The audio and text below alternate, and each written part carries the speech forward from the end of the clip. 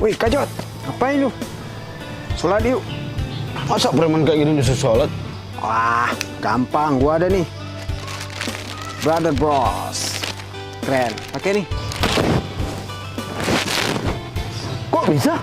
Bisa dong. Yuk, sholat yuk. Sholat yuk.